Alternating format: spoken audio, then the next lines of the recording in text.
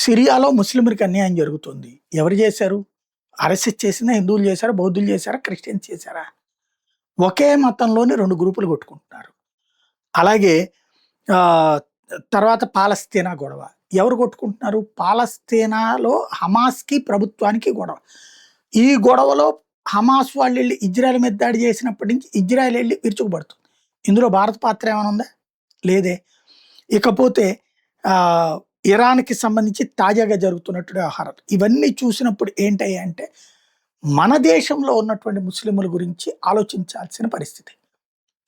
వాళ్ళకి జరిగినప్పుడల్లా పాకిస్తాన్ మీద యుద్ధం జరిగినప్పుడు ఇక్కడ రియాక్షన్స్ వేరేగా ఉంటున్నాయి. అలాగే ఇక్కడ చొరబాటుదారుని తరిమేస్తామంటున్నప్పుడు ఇక్కడ వేరేగా ఉంటున్నాయి. ఇట్లాంటి చోట్లను మాత్రం వేరేగా ఉంటుంది. అక్కడ ఆయా దేశాల ప్రజలు తమ దేశం ప్రాణంగా చూస్తుంటే, మన దేశంలో మనకి భారంగా చూస్తున్న పరిస్థితులు ఎదురవుతున్నాయి.